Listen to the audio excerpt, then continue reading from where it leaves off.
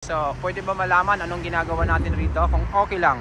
Oo naman. Ako sa bahay ako. Bahay? Ikaw Yes, ate? bahay din. Bahay? Ako may alagang matanda. Okay, so caregiver. Yeah, carer. Linis bahay. Oo. Ikaw? Ikaw, ano ginagawa mo? Nag-YouTube ka na. Sa bahay ko siya. Bahay. Okay. So, marami mga kapwa Filipino natin na gusto makarating dito, di ba? So, anong tip na pwede nyo ibigay? Anong una nilang dapat gawin? Oh my goodness, ang hirap makapunta dito, sa totoo lang. Okay. Hindi ka basta-basta makapasok dito pag hindi ka galing talaga sa ibang bansa or pag sa Pilipinas ka, you have to have enough funds na para makasupport sa buhay mo dito because cost of living dito ang antaas. Sobrang mahal. Yes. Pero ikaw ate, ilang milyon ang ginastos mo para makarating dito? Oh, more than half million. More than half million? Yeah. Ito siguro yayamanin to mga 2 million. No. Okay. Half million. Ha? So half million. Half million. Half million dito nga kaibigan. Half million. 2004. 2004. Siguro mas mahal ngayon. Yeah. Okay. Million na ngayon. Pero pagdating nyo dito ba, na-shock ba kayo sa culture dahil Europa to? Yes. Okay. Kasi nga dito is lahat ng tao is just like so polite. Aha. Lahat, thank you. Okay. Welcome, yung ganon. Pero kasi sa Pilipinas wala pakialam. Oh, may po naman doon, pero iba pa rin.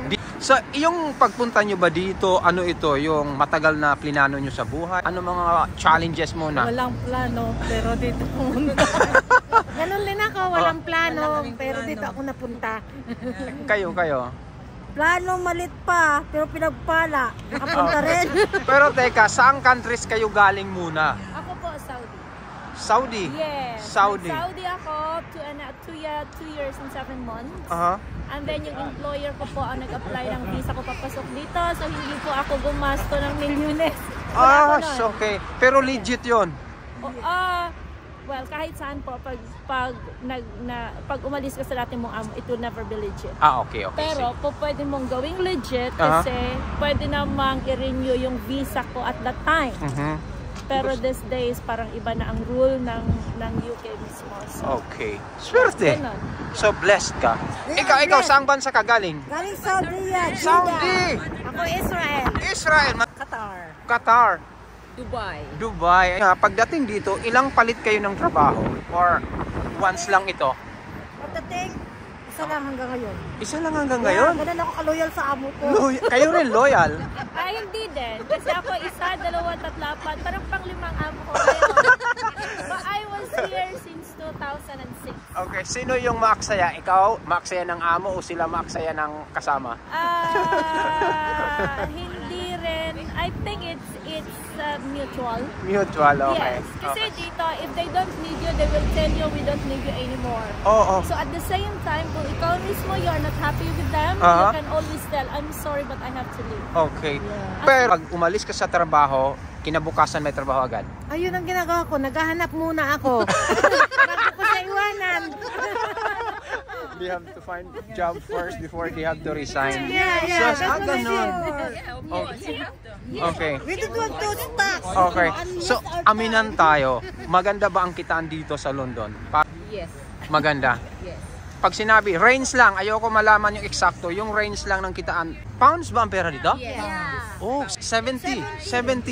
So, mga Normal na sinasahod talaga Pagbahay. dito is 400 to 500 pounds. Oh, okay. A week. So, 2,000. Saudi. So, 2,000 a month. Depende. Kung mag-minimum Pero, depende. Kung halimbawa, katulad ng carer. Kasi trabaho ko, dalawa yung trabaho. Okay. Maglinis, magkikere. Walang kinadating sa akin maibigay yung trabaho. Kasi mag-start tayo ng 600. Okay. So, ano natin ngayong itong Okay. rate na to, sabi natin 70 Okay. pounds. Let's say, kung 600 a week, 6, 12, 18, 24, 2,400 a month. Oo. Sabihin natin net yun, nasa kikikita ka ng 235,000 a month in Philippines. Okay. So, dito, napakaganda dito, freedom. Yan ang gusto ko. Oo. So, ano yun? Teka, per hour ba to o monthly? Weekly.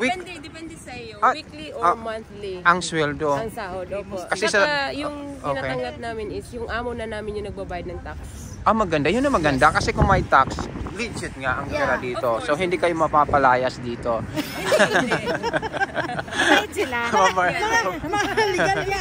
Pero, teka, ano ba kayo sa Pilipinas? May sariling pamilya?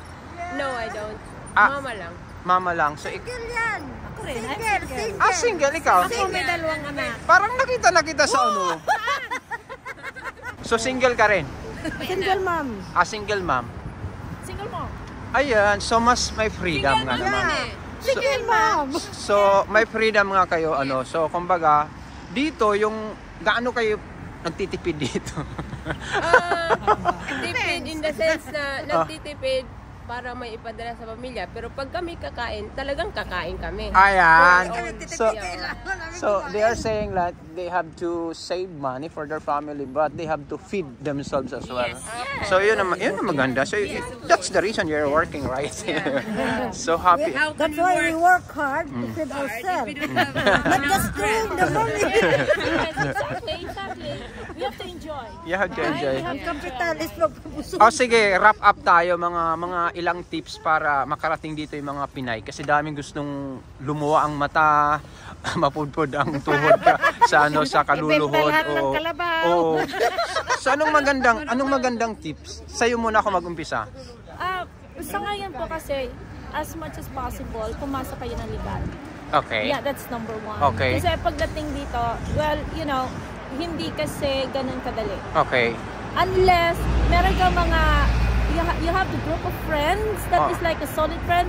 These friends are solid. I'm telling you. This one, we are solid. These are we call friends. Yeah. But we know a lot of Filipino, but we know them. Just so this is the solid one. Para kayo mga artista. So tip number 1 must be a legit. Yes. Ikaw, anong tip mo para makarating dito? Kaya nga, kailangan legit kang dumating. Kung hindi ka legit dumating, magdamdam ka ng kaba. Kayo. Mahirap pumunta, pero siguro kung kailangan talaga. Mahirap. Yan ang masabi ko, mahirap pumunta. Mahirap. Pero nakarating kayo, anong hirap to? Mahirap talaga. Mahirap talaga. Ilang kalabaw binenta nyo? Wala. Thanks for my employer sa Dubai kasi British sila. So, dinala nila ako dito. Pagkatapos ng kontrata ko doon, lumipad ako from Philippines dito hanggang London. So, pagdating ko dito, tinulungan ako ng isang friend ko. She helped me. The pretty. She helped me to find an employer. Okay. So, hindi dito mahirap maghanap ng employer? No. Bagong Salta? No. Noon. Pero ngayon, hindi na. Kasi hinahanapan ka na ng visa. Okay. So, depende sa iyo. Kasi minsan dito, pag may visa ka, makapapresyo ka. You can earn more.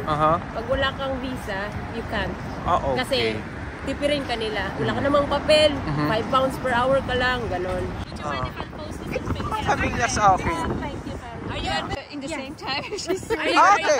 Hello. Nalamig na kayo. Saya pero Basically, even if we're shaking our heart is okay, So we are in the center of London, actually, city of the city. I've been here since Tuesday. Oh, then you had the -5. Yes, -5 din. Kagabi dumating ako. Galing ako ng Scotland. Nag 2 hours lang ako doon. Look, I know you're shaking. Alright, sige, bati na. Bati. Taga Midsayap, keep watching this channel and subscribe. And what else? You have to like and subscribe. Mga taga Visayas. Saan? Astorga, Domaraw, Capiz. Capiz! Taga Mindoro, Rojas Mindoro. Oriental. Marami akong kaibigan from Mindoro. Sayap, North Cotabato, follow, subscribe. Ikaw naman. And sa Davao po, mga followers dyan, follow nyo na si Kuya. Alright. Anong kwan mo, Kuya? Anong channel mo? There. Switzerland Pinoy Review. Switzerland Pinoy Review. Subscribe! 62,000 na yung followers natin. Dadagdagan yan. Dadagdagan. Maging 100 yan soon. All right, bye-bye. Bye-bye, bye-bye. And lovely meeting you. Yeah. Enjoy your Ay, pag nagpunta kayo ng Switzerland, kontakin nyo kami, ha? Kasi kahit nasa sa amin lang kayo tutuloy, di ba? Para libre na, di ba?